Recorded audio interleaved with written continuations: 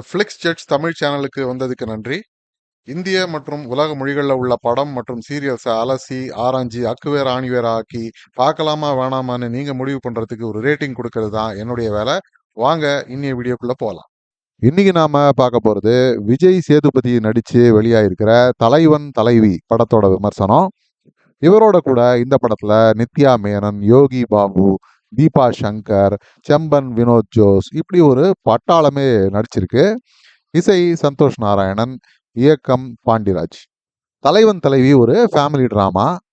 கதைன்னு பார்க்க போனா குலதெய்வம் கோவில்ல குழந்தைக்கு முடி இறக்க பேரரசி, இது நித்யா மேனன் நடிச்ச பாத்திரம், தன்னோட அப்பா அம்மாவோட வந்து சேர்றாங்க.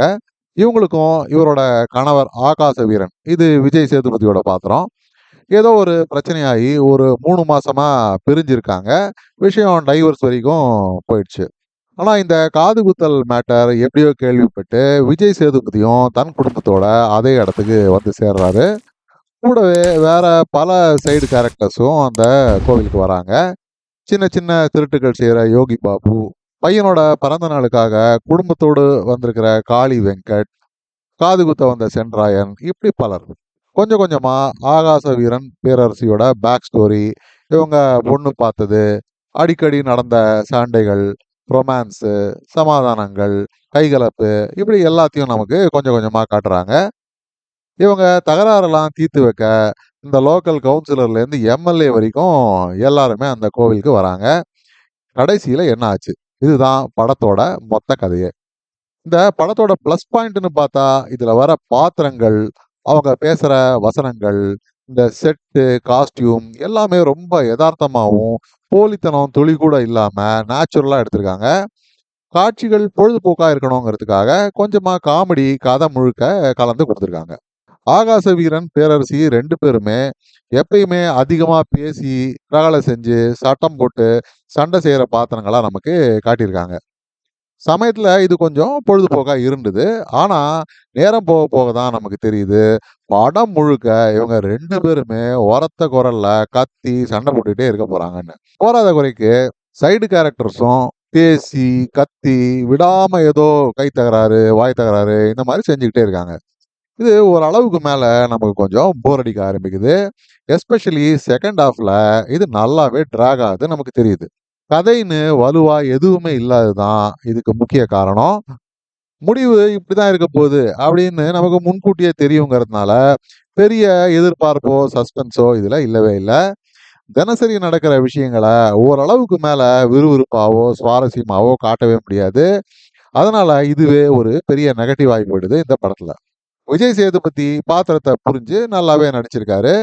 துளி கூட கிளாமரே இல்லாத பாத்திரம் நித்யா மேனனோடது. இதே மாதிரி எல்லாருமே அவங்களுக்கு கொடுத்த பாத்திரத்தை நல்லாவே புரிஞ்சு நடிச்சிருக்காங்க. ஓவரா டயலாக் ஹெவியான இந்த படத்துல கொஞ்சம் ஜாரிங்கா ஒரு குறையாட்டம் எனக்கு தெரியறது என்னன்னா, நித்யா மேனன் மற்றும் அவரோட அப்பா பாத்திரத்துல வர செம்பன் வினோத் ஜோஸ் ரொம்ப கஷ்டப்பட்டு பேசுற தமிழ் தான். அதுவும் மதுரை பக்கம் இருக்கக்கூடிய குடும்பம் அப்படின்னு சொல்லி இவ்வளவு ஆக்சென்ட்டோட தமிழ் பேசுறத கேட்கும் பொழுது, இந்த மாதிரி பாத்திரத்துக்கு கூடவா தமிழ்ல ஹீரோயினோ இல்ல சைடு கேரக்டர்ல நடிக்க ஆக்டர்ஸோ இல்லாத போயிட்டாங்க அப்படின்னு எனக்கு நினைக்க தோணுது. மற்றபடி பிஜிஎம் பாடல்கள் எல்லாம் ஒரு ஓகே ரகத்துல இருந்தது. அப்போ இந்த படத்தை பார்க்கலாமா வேணாமான்னா, தலைவன் தலைவி ஒரு ரொம்பவே நாய்ஸியான ஒரு ரஃப்பான ஒரு ஃபேமிலி ட்ராமா. நான் முதல் ஒரு 30-40 நிமிஷத்துக்கு மேல கதை கண்டிப்பா டிராக் ஆகுது. ரொம்பவே நீளமான ஒரு சீரியலோட எபிசோட பார்த்த எஃபெக்ட் தான் இந்த கதை கொடுக்குது. ஆனா ரொம்ப நாளைக்கு அப்புறம் தியேட்டர் ஆல்மோஸ்ட் ஹவுஸ்ஃபுல். அதுவும் ஃப்ரைடேல டே டைம் காட்சிகள்லயே இந்த மாதிரி ஹவுஸ்ஃபுல்லா இருந்தது. இன்ஃபேக்ட் இதே விஜய் சேதுபதி நடிச்சு ஒரு 1-2 மாசத்துக்கு முன்னாடி வந்த ஏஸ் படத்துக்கு தியேட்டர் ஓட்டிட்டு இருந்தது எனக்கு நல்லாவே ஞாபகம் இருக்கு. ஃபேமிலி ஆடியன்ஸ் ரொம்பவே எதிர்பார்ப்போட இந்த படத்துக்கு ட்ரெய்லரை பார்த்துட்டு வராங்கன்னு நினைக்கிறேன். ஆனா எந்த அளவுக்கு இது எல்லாரையும் திருப்திப்படுத்தும் அப்படிங்கிறதுல எனக்கு கொஞ்சம் சந்தேகம் இருக்கு. என்னை பொறுத்த வரைக்கும் இது ஒரு பிலோ ஆவரேஜ் வாட்ச் தான். இந்த படத்துக்கு நான் கொடுக்கக்கூடிய ரேட்டிங் 4/10 ஸ்டார்ஸ்.